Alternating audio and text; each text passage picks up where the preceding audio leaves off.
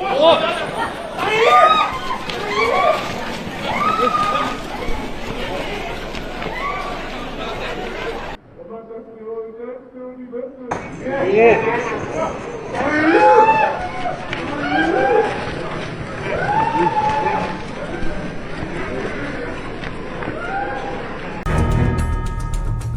жаткан Япония премьер-министринин жардыруудан аман калган видеосу. Япониянын премьер-министри Фумио Кисиданын аман калган видеосу тарап жатат. Кадрлардан коопсуздук кызматынын өкүлү тездик менен бомбаны ары көздөй ыргытып, өкмөт башчысын четке түртүп чыгарганы көрүнүп турат. Окуя Вакаяма шаарында Кисида эл алдында сүйлөп жаткан маалда болгон. Премьердин жанында жардыруу болуп, айлананы түтүн чулгаган. Жардыруучу түзүлүштү ыргыткан кишинин кармалганы айтылды. Алдын ала маалымат боюнча жабыркаган киши болгон эмес. Кисида жолугушууну токтотуп, Вакаяма префектурасынын полиция башкармалыгына барган. Бирок кийинчерээк ишемби күнү 3 иш-чара өткөрө турганы белгилүү болду. Полиция башкармалыгынан чыгып, Кисида темир жол станциясына эл менен жолугушуу үчүн келген. Эскерте кетсек, былтыр жайында куралдуу кол салуудан улам өлкөнүн мурунку премьер-министри Синдзо Абе көз жумган. Булак Спутник кежи. Суданда күч түзүмдөрүнүн куралдуу кагылышуусунан дээрлик 60 адам курман болду. Суданын армиясы менен ыкчам аракеттенүүчү күчтөрдүн ортосундагы кагылышуулардын натыйжасында 56 адам каза болуп, 600 жарадар болду деп билдирет Мир 24.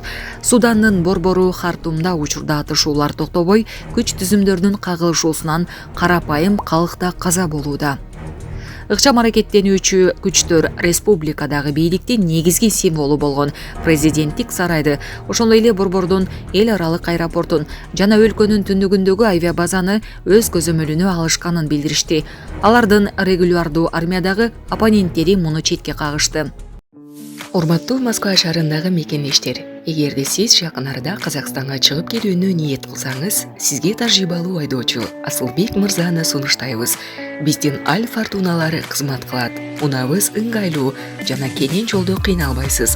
Жолго чыгарда документти чорнойдон текшеребиз. Без пересадка өзүбүз алып кирип чыгабыз. Биздин дарек метро проспект Мира 39А. Биздин байланыш номер +7926 929 1820. Ген биринчи атканы боюнча тараптар карама-каршы маалыматтарды берүүдө. Бул кыймылдар жана жайгаштыруулар аскерий командачылыктын координациясы жок жүргүзүлүп, жарандардын арасында дүрбөлөңгө алып келди жана күч түзүмдөрдүн ортосундагы тирешүүнү күчөттү, деди генерал Набил Абдулла. Чыр-чатактын негизги себеби ыкчам аракеттенүүчү күчтөрдүн армиянын курамына кирүүнү каалабагандыгы. Судандагы саясий кризис бир нече жылдан бери уланууда. Биринчиден, мамлекетти 30 жыл башкарган президент Омар Ал-Башир бийликтен четтетилди. Аскердик төңкөрүштөн кийин өлкөнү убактылуу эгемендик кеңеш жетектеп келет. Жарандык өкмөт таркатылып, өзгөчө кырдаал жарыяланган. Куралдуу күчтөрдүн башкы командачысы карама-каршы турган түзүмдү таратуу тууралуу жарлык чыгарды. Ал эми бунун коопсуздук кеңеши тараптарды ок атышууну токтотуп, тынчтык диалогу кайтууга чакырды. Хартумдан салгылашуулар өлкөнүн башка аймактарында да жайылып, түндүк Дарфур штатында да абал курчуду. Булак Назар Ньюс кежи. Орусиянын ички иштер министрлигинин расмий сайтына быйыл январь айында жарыяланган маалыматка таянсак, 2022 жылдын январь-июнь айларынын аралыгында дээрлик 10.632 кыргызстандык орус жарандыгын алган. Кыргызстандын тышкы иштер министрлигинин Азаттыкка берген маалыматына караганда, жыл сайын 9000 кыргызстандык орус жарандыгын алат.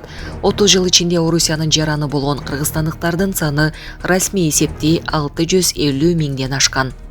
Борбор Азия өлкөмүндө Орусиянын паспортун алгандардын сапашында Тажикстан турат. 6 ай ичинде 74.160 тажикстандык, 21.647 казакстандык, 13.099 өзбекстандык, 1549 түркмөнстандык атуул Орусиянын жарандыгын алган.